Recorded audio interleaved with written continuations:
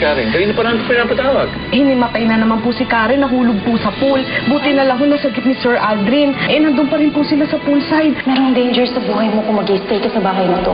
Tinitretan ako nung pinagkakautangan ko ng pera na pag hindi ko siya mabayaran ng 10 million pesos, buong buwan na to, papahamak daw ako pati yung anak ko. Pasensya na po kung pinag-alala ko kayo. Bakit nga po pala ako pinatawag? Gusto lang kasi namin makita kung may balat ka sa paa. Opo, meron po. Ito po. Ayun o. Akala ko may balat ka sa paa. Pinaasa mo ako.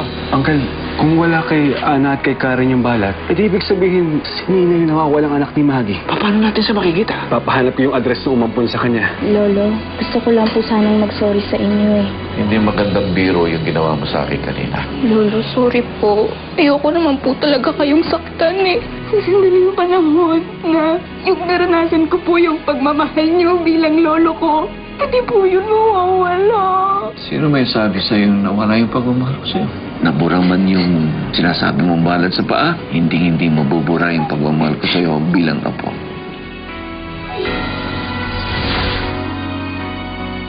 Oh, Ana, halika. Pasok ka. Ang lolo mo na ando naman sa library, eh. Halika. Gusto niyo po magpamasahe? Naisip ko po kasi baka masakit pa rin po yung ulo niyo. Napakamaalalahanin mo talaga, no? Pero gusto ko magkwentuhan na lang tayo. Ayaw niyo po magpamasahe? Kwentuhan na lang tayo. Oh, bakit? Kanina pa nga po ako nadadramaan sa sarili ko eh. Bakit naman? Kasi po nalulungkot po ako kasi kailangan ko na po magpaalam sa inyo dahil hindi naman po ako yung totoo niyong apo. Ana, hindi mo kailangang umalis. Pwede ka pa rin naman magstay dito eh. Ang bait-bait niyo po talaga. Kaya gusto ko po kayo maging totoong lola eh. Lumaki po kasi ako na walang kinikilalang lola. Ang sarap po pala. Lalo na po kung kasing mapagmahal niyo.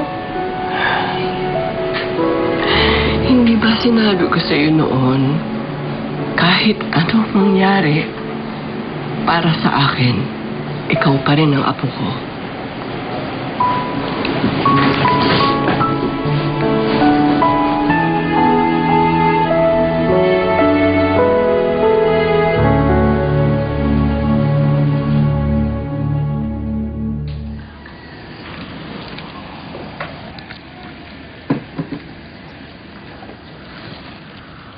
Cheers.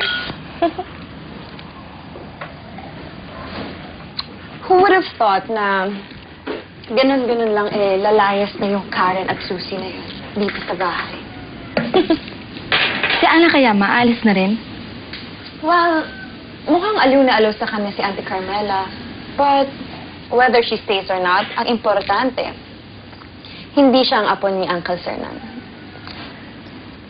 Kung hindi si Ana o kaya si Karen, chances are, si Nina yung totoong anak ni Tita Maggie. Si Nina na mukhang galit sa mundo. She seems harmless. Madali na lang magawa ng paraan yun.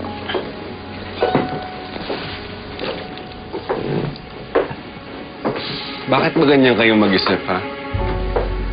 Ano ba tingin niyo sa totoong Ana Karenina? Mortal na karibal? Come on. The Monteclaros are one of the richest families here in the Philippines. Ang laki na paghahatian niyo. Bakit kailangan niyo ipagdamot? Abel, okay lang sana makihati yung mga taong may pinaghirapan sa pagpapalago ng yaman ng mga Monteclaro. Ang hindi ako papayag ay yung makihati ang kung sino-sino lang. At least ako sino-sino lang. Anak siya ni Maggie. And what makes you so sure na si Nina nga ang anak ni Maggie? I just know it. Ngayon sigurado ako, nasa kanya yung balat na hinahanap namin. Sir Abel, pinapatawag po kayo ni Sir Sernan. Nandiyan na po si Nina. Nasa sala po.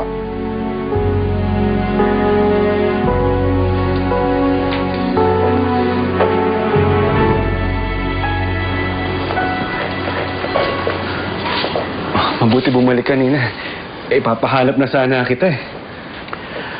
Bago ang lahat, gusto ko munang malaman bakit ka umalis dito na walang paalam. Well, I thought I had no more reason to stay here dahil wala na rin naman yung mommy ko. And besides, ayoko rin makipag-compete with Anna and Karen. Eh, Iha, bakit ka bumalik? Naisip ko lang po kasi, paano kung kayo nga yung lola at lolo ko? Kung ganun pwede bang tanggalin mo yung sapatos mo? At nang makita namin yung mga paa mo. Bakit po? Dahil yan lang ang makakapagpatunay kung ikaw nga ang anak Karenina ni Maggie.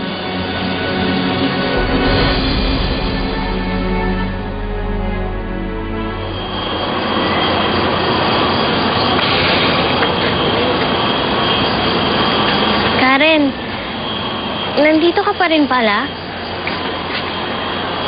Kamusta? Nasa'yo ba yung hinahanap nila? Wala nga eh. Wala? Teka lang.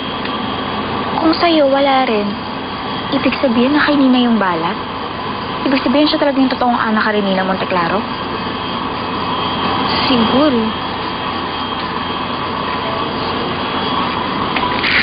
Swerte niya naman. Tignan mo, siya na nga yung ubod ng yaman tapos sa kanya pa mapapapunta lahat to. Siya pa yung totoong Monteclaro. Ganun talaga.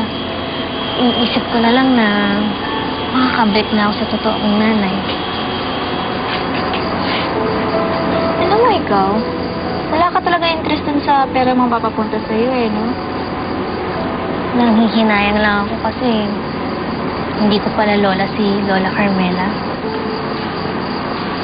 Ako rin. Nanghihinayang ako dahil hindi ko naman lolo si Lolo Serna. Karen. Ay. Sige, Karen. Una na ako. Sige po. Ano susunod?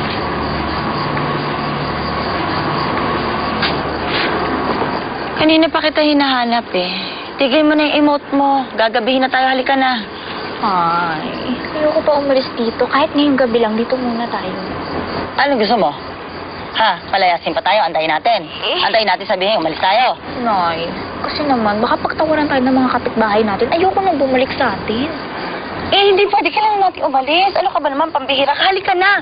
Anong oras na? Ang dami pa natin Nay, bibigyan. alam ko na. Kung pumasok na lang tayong katulong dito, para kahit pa paano, andito pa rin tayo sa mansyon. Ano ka pa katulong? Ayoko. Magpapakatulong tayo doon sa mga yon? Kikita mo na ngayon nangyari. Tsaka may masama ugali yung mga tao dito. Napaka-ambisyosa niyo talaga, no? Kahit katulong, hindi kayo papasa dito.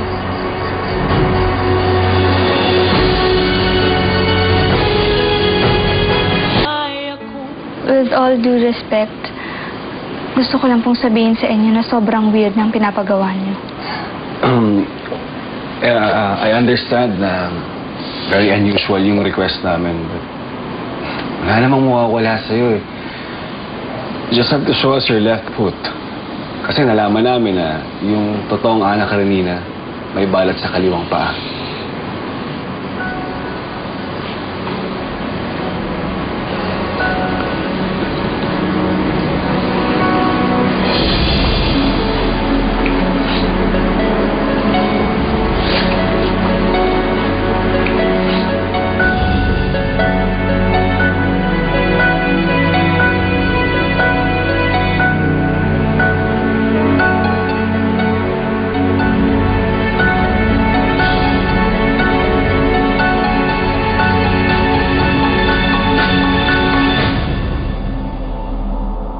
Trabaho na naman. Dude, tara, labas naman tayo. Maya na lang, tapusin ko pa to Dude naman, bata-bata mo pa. Puro business na lahat sa utak mo. Kaya hindi ka nagkaka-love life I had a girlfriend back in high school. Talaga, dude? Ano nangyari? Nothing serious. Alam mo, gusto ko pag magkaka-girlfriend ako, siguraduhin kong yun na yun. Alam mo yun? Corny mo naman, dude. Hanggang ngayon ba naman naniniwala ka pa din dyan? Bakit hindi?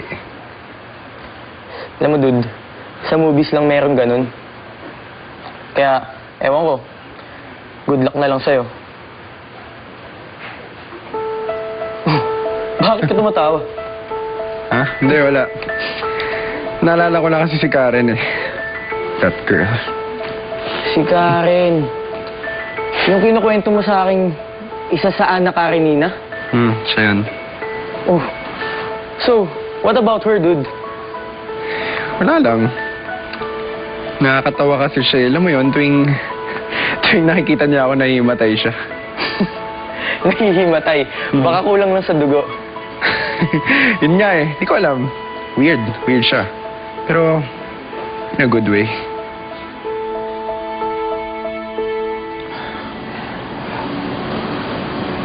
Wala ka rin balat sa paa.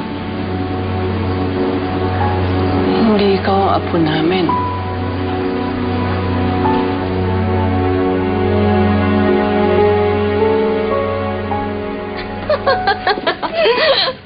Akalain mo yun. Wala ring balat sa paa si Nina. Sabi ko na nga, be. Impostor ang tatlong Ana Karenina na yan. Eto ang Karen, Mami. Parang gusto pa atang pumasok ng katulong dito. Pero syempre sabi ko, hindi pwede. Ayos din talaga yung babaeng yan, no? Ayaw niya umalis dito sa mansyon. Eh, paano, Mami, kung pumayag si Lolo na dito sila magstay? Subukan lang ng Karen na yan. Pero, Mami, hindi naman imposible yun eh. Malay mo, mauto niya nga si Lolo na dito na lang sila. Eh, di hayaan natin siya magstay dito. Nang maalila natin. Para makaginti naman tayo sa buwisit na inabot ko sa kanya. May point ka dyan, Mami. I know. Hindi ko talaga maintindihan eh. Bakit wala dun sa tatlong bata yung balat na palatandaan dun sa batang ipinanganak ni Maggie? Nasa na ngayon ang totoo nating apo? Nasa na ang totoong Ana Karenina Monteclaro? Hindi rin ako naniniwala na wala kina Ana, Karen at Nina ang tunay na Ana Karenina. Malakas ang kutob ko, Carmela. Isa sa kanilang tatlo ang tunay nating apo. Sana'y wala nang wakas. Kung pag-ibig ay wakas, paglalambing sa iyong piling ay ligaya kung walang kahambing. Hindi ko alam paano nangyari yung pare-pareho silang walang balat sa paa.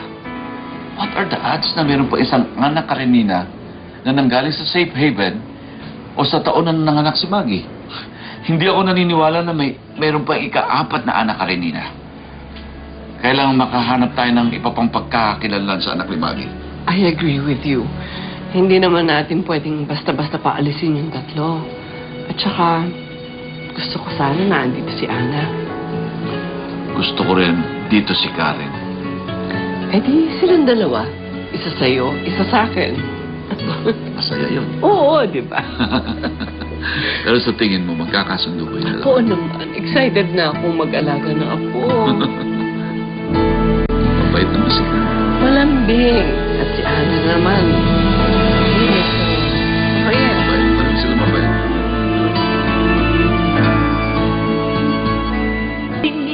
Ay kaya ko. Gusto niyo raw maging katulong dito? Hindi. Opo. Eh, hindi naman ako pinanganak para utos-utusan niyo lang eh. Inay, ayoko umalis dito. Karen. Nay, sige na naman. Ikaw naman parang di naman natin kaya mga gawain bahay. Di na tayo mahirapan kasi moderno na naman yung mga gamit nila dito. Ay naman, ngayon lang ako hiling sa'yo. Bigyan mo ako.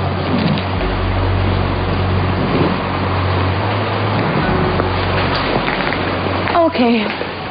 You're hired.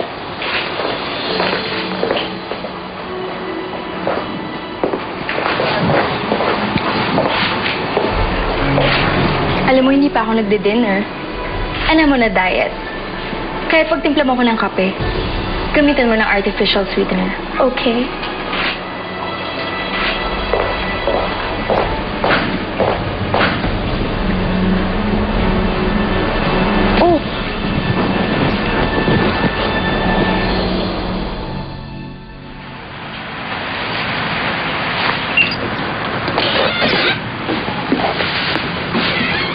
Ana, naghahanda ka na ba para matulog? Ay, hindi po. Inaayos ko lang po. Nakakaya naman po kasi kung iiwan kong magulo. Ha? Bakit aalis ka? Wala naman na po kasi akong gagawin dito. Dahil hindi naman po ko yung anak Karenina. Hindi. Hindi ka aalis, Ana. Si Karen tsaka si Nina wala rin balat sa paa. Kaya hindi pa natin alam kung sino ang tunay na anak Karenina. Kaya imbestigahan pa natin. Hanggat walang liwanag ang lahat, hindi ka maaaring umalis, hindi ka aalis. Naintindihan mo ba?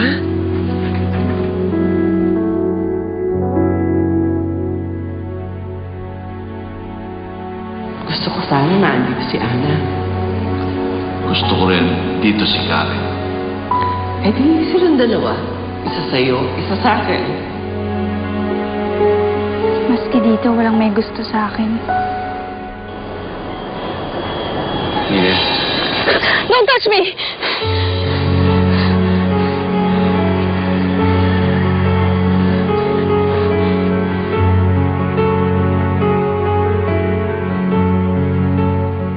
Ang hirap-hirap gumawa ng kaping pang mayaman, no? Mabuti na lang kamo, tinuruan ako netong si Manang Bertang gumawa galing dyan sa perko-perko na yan. Eh kung hindi ka ba naman kasi baliw, nag-apply kang katulong doon sa mag-inang yun, di natural pahirapan ka. Nay naman, ayoko umalis dito, no? Hoy! Ano yan?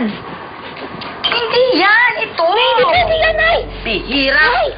Eto! Hindi nga pwede yan! Eto! Yung kape ko, ayos na ba? Mang, ito na po yung kape niyo.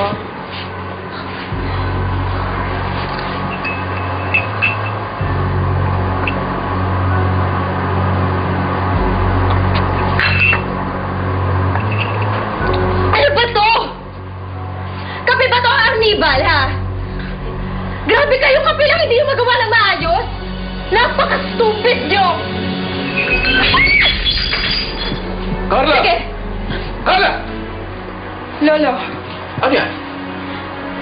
sorry Lolo kasi nabagsak ko po eh. Ito naman kasing si Karen, Lolo. Pinagtimpla ko lang ng kape, napaka-stupid. Papatayin ba ata ako sa diabetes? Napakatamis eh. At bakit ka pinagtimpla ng kape ni Karen? Kasi Lolo, katulong na po natin sila ngayon. Nag-apply sila kay Mommy. And out of the goodness of Mommy's heart, tinanggap naman natin sila dito. Tapos, ito pa yung i-guarantee nila sa akin, Lolo. Hindi ka tulong si Karen dito. At hindi mangyayari yon. Lo, okay lang po yun. Ayaw po kasi namin umalis dito eh. Walang aalis.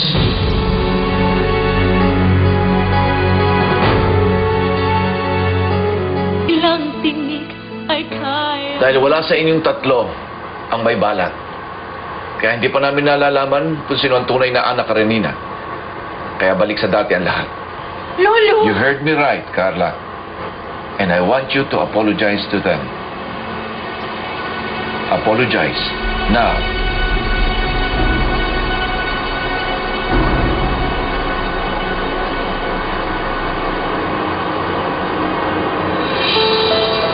Okay na yon, Carla. Ayos na tayo.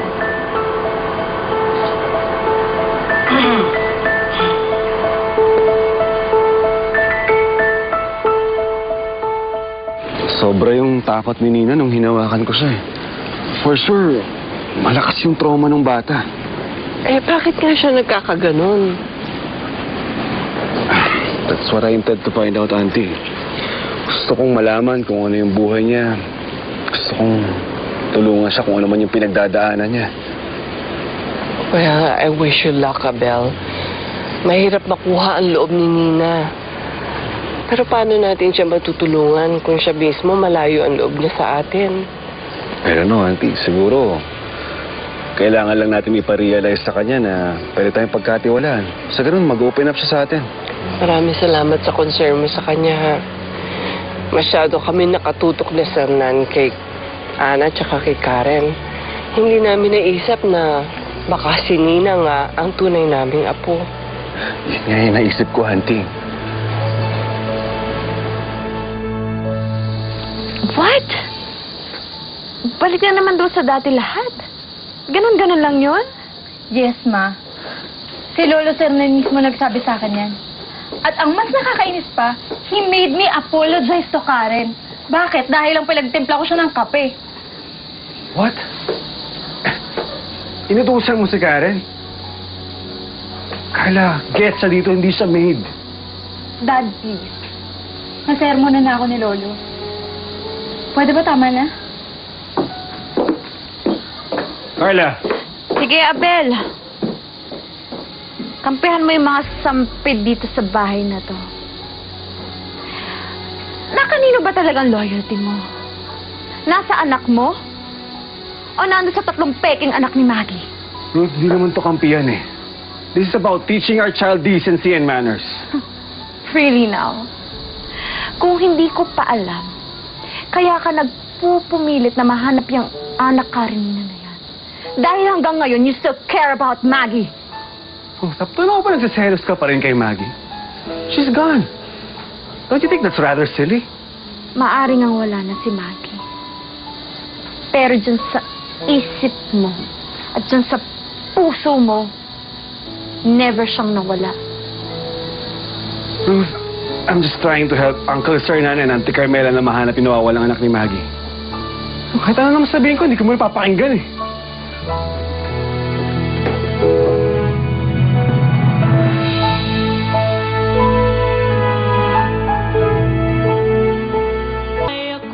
Oh, hindi ba, anak?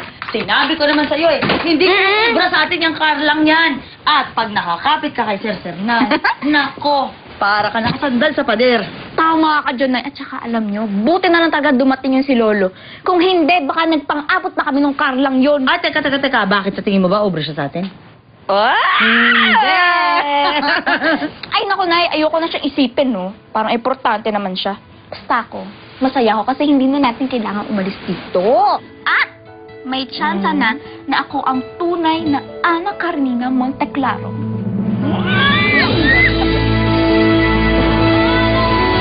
Okay lang sa akin na kato silang anak Karenina. Iba't ibang personality nila pero mukha namang mababait yung mga bata. Darating ang oras sa kailangan natin i-let go ang dalawa sa kanila. It's nice to see you again. Wild sa bahay ngayon eh. Meron kaming 3 anak Karenina. Have you tried contacting the father? Yung ex ni Maggie. Hanap, hanap si Brent. Pwedeng ipa-DNA yung 3 anak Karenina. Karen! Gara ng bihis nga! May sasakyan ka pa! Paano kayo yumaman? Uuwi pala kayo, hindi man lang kayo nagpasabi. Di ba sabi ko break na kayo? Nasa-stress ako sa daddy mo. Kinukulit ba naman ako tungkol kay Brent? Eh di sabi ko, patay na siya. But of course, that's not true. Ayoko mahanap nila yung totoong anak Karenina mo. Bakit ka lang sinungaling? Nakikita ko yung balikat mo. Bakit mo ko pinapanood? Bakit ba tuwing nakikita mo ako, nahihimatay ka na lang? Umalis ka na nga. May matay na naman ako sa iyo. Ka nakapikit. Kasi nga. Maggie? Maggie! Sandali lang.